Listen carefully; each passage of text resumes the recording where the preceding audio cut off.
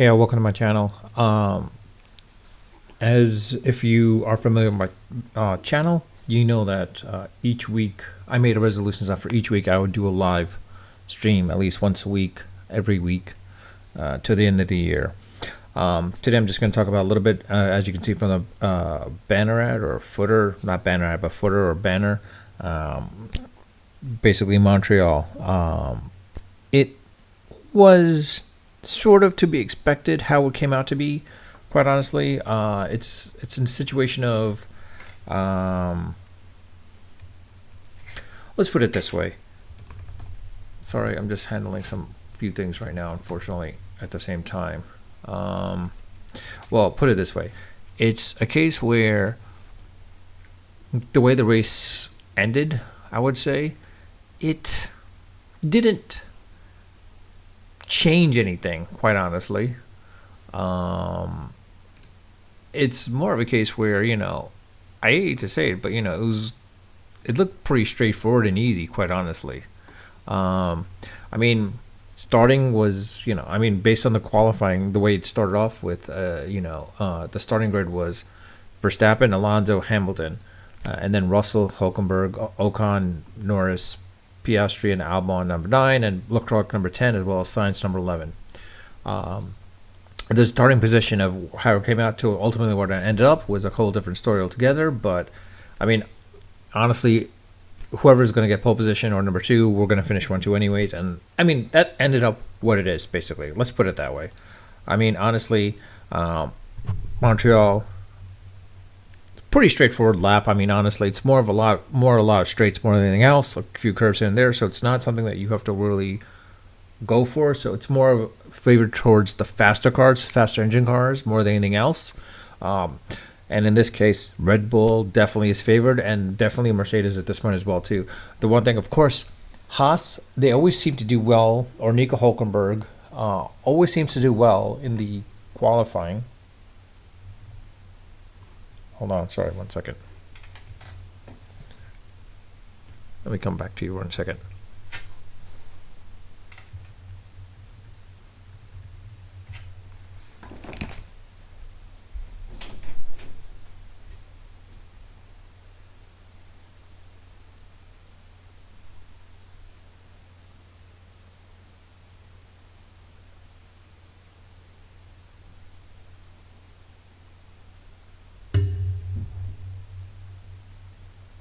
Apologies. Just had to walk away for a second for certain things. Well, this is what happens when you go live, basically. Sorry about that. But, it's a case where, like I said, whenever Hulkenberg or Magnussen, more often than not, it's Nico more than anything else. When they finish in the top 10, and start off in the top 10 grade, they're not going to last for that long. I mean, they might make it as far as 10, but it's always going to be never beyond that because, let's put it bluntly, Haas's engine isn't so great, their car isn't so great, but really good drivers, but their engines don't really do really well. Lance Stroll, of course, starting off in the 16th position. It was a little sad for him to see that, as well as Sainz and Leclerc, but you know what? Ultimately, the way it ended up basically was, well, yeah, I mean, the way it finished was basically Verstappen finished first, of course, Alonso finished second, and Hamilton finishing third. So, I mean, the way it started off, it was no end. The only thing is Leclerc and Sainz actually finished fourth and fifth, which was a surprise. Perez, honestly, was even a bigger surprise, quite honestly, because, I mean, he was 12th, finished 6th. That's great. But the problem is he was not able to overtake Sainz and Leclerc to finish in the 4th spot. That's understandable. Now, with Albon, that's massive impressive. From 9th to 7th on a Williams car. It's pretty impressive how he was able to do that. Stroll actually showing like how decently good he is. I mean, not how decently good he is, but how good he is, to the point where like going from 16th to 9th is pretty impressive. Ocon, I mean, honestly, that's not a huge difference, honestly. It's more of he dropped as a result. Sorry, 1 second.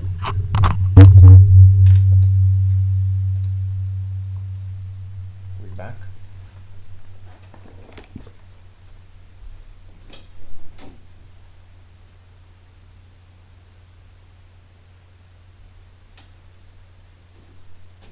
Apologies again. Um, Seems to be some issues going on, so like I just have to make sure nothing's going on and so forth. But in any case, I mean, Bottas was impressive as well too. I mean, it shows how good of a driver he is. I mean, honestly, if he had the shot to have a better car, he might do pretty decent at that point as well too. I would say if you were to replace Bottas with Perez, I think Bottas would be seriously challenging Verstappen for the drivers' championship, basically.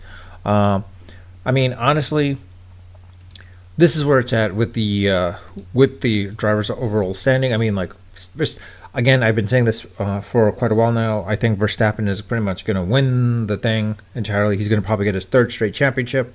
I think we're witnessing how good of a driver he is, but I think it's more because how good of a driver he is with the car. Let's see, if he was going from Red Bull to Mercedes, let's say Hamilton and Verstappen switched. I think Hamilton would actually have probably most likely 10 at this point, or 9 for sure, or world championships. I think he would have 9 right now, probably going for a 10th with this point as well too, if he was switched with Verstappen.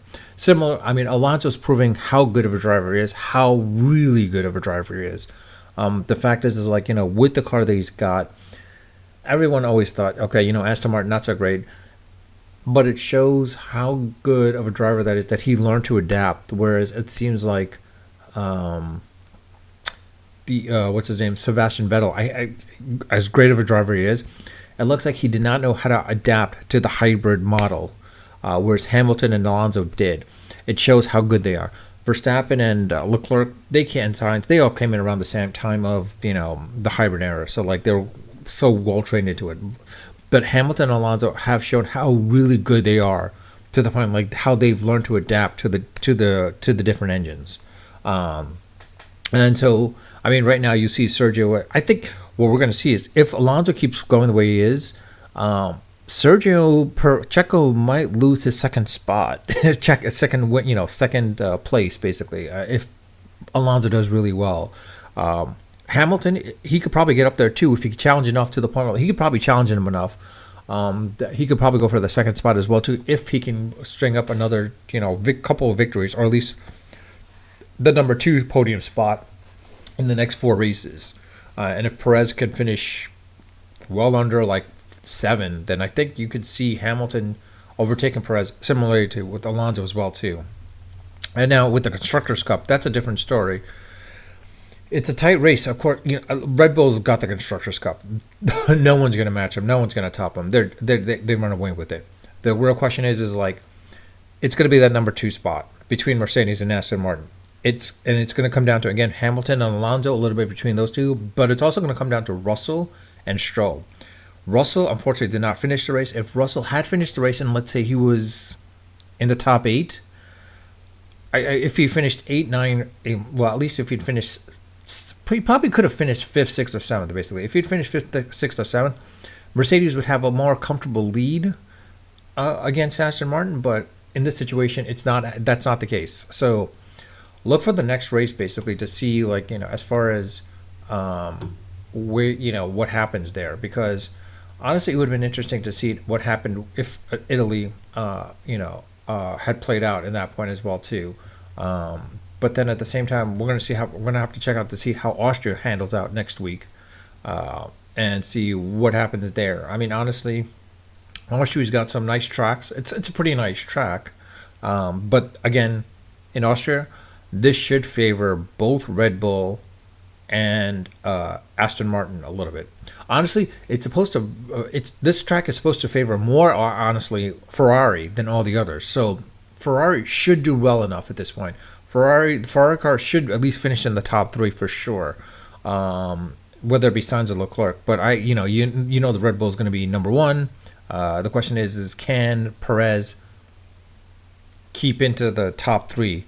It seems like he's degrading a little bit. I think that's more of a case of like there might be something going on personally with him, or something going on. There's some head games going on with him. It's possibly Max is probably messing around with him a little bit at that point as well too. I don't know, or maybe Alonso for that matter. But look for signs of Leclerc to finish in the top 3 as well too, and look for Hamilton. If the Mercedes Merc engine does really well, then look for Mercedes over Aston Martin to get the number 2 or 3 spot at most. I don't see any of them finish number 1. I think Max is going to take the first spot, number 1 spot, of course, but it all depends what happens in Austria at that point too. Great Britain is going to be an interesting one. I think that one's going to definitely favor the Mercedes engines between the two, and one of those two is going to be heavily favored at that point. But outside of that, I'll have to leave it at that, to be quite honest, honestly, because it's a case where I think we'll see what happens in Austria, but more often than not, quite honest, unless Max does not finish the next 3 races, if he does not finish the next 3 races, he's got this in the bag. He's got this in the bag. He's got the 3rd championship.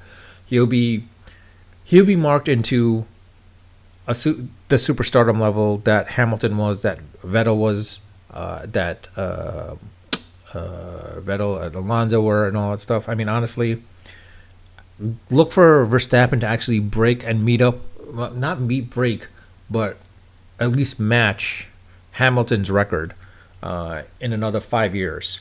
He's going to do this in 5 years. He's going to definitely catch up to Hamilton, depending on how well Red Bull stacks up and keeps ahead of the curve, stay ahead of the curve. The other factor is like if F1 decides to change the rules again to favor other smaller cars like the Haas, the Williams, the AlphaTauris and such, and the Renaults, or not Renault, but the Alpines and the McLarens. It will be interesting to see how that works out at that point. Honestly, I could see Verstappen winning another 2 more down the line after this year. The question is, can he win another 6 and 7 basically to match Hamilton in the World Championships? But then also, can he match Hamilton in the number of wins as well? To remember, Hamilton's got like 93 wins. I don't know how that is going to take. It depends on the car that Max is going to be driving at that point as well too, honestly. So it'll be interesting to see how that works out from that perspective. Again, for me, I like to say that I'm not a diehard Formula One fan, quite honestly. I do watch it. I do like to watch it a lot. I love to watch it more often than it should happen, but it will be interesting to see how the rest of the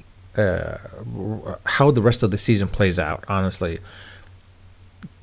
I don't think we're going to see Verstappen being cocky this year, but there can be. I mean, of course, when the race is in the Netherlands in August, he's going to go all out. Hungary, Belgium, and Netherlands, he's going to go all out. I think Britain, he might just stay back a little bit and maybe chill out a little bit. I mean, he should have it wrapped up by Italy or by Singapore for sure. He should have that all wrapped up by then. But look for him to win in Vegas for sure. I mean, in the U.S. I think he wants that U.S. market. I think he wants it. So I have to look for him to win in both the states. Mexico, look for him. Maybe he might hold back a little bit and maybe go for the number 2 spot and make him push Checo to the number 1 spot. I don't know if he's that kind of guy, but honestly, I think he's going to go for everyone say he's not. Everyone says, or his team says that he's not really about records. Baloney. That's all BS. That's all PBS. He wants those records. He wants to be the one that has the most world championships, the most podiums, the most first place finishes, and the fastest time in all of them. Basically, he wants them all. And he's going to go for it. We saw that, and the reason why I say that is because we saw it when he was first. When I saw it when he was first coming up, how reckless of a driver he was, but he was going for recklessness to win, outright win, and he wants to win. So we'll see that. But with that, I'll leave it at that. Again, if you like my video, like my content, like my channel, please subscribe if you haven't subscribed, and please like or dislike, depending what you want to, how you want to take the video and how I should focus on the content.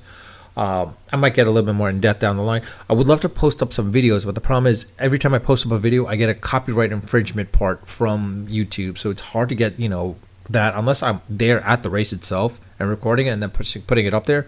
It's hard for me to display videos. Pictures I should do, but I'm not even going to bother looking them up and try to find out all the pictures. And outside of that, again, once I see I'm live, but no one's posting up, so I understand that. But once the live becomes static, permanent, You're welcome to put the comments in the comment section. I'd love to see your comments. Love to read your comments. I do read them, and I do respond to them when they warrant a response. I actually just got notified about a couple of things that I saw in the from my early videos. I got to respond to them actually later today or tomorrow, depending on how long it takes. But with that, I'll leave it at that.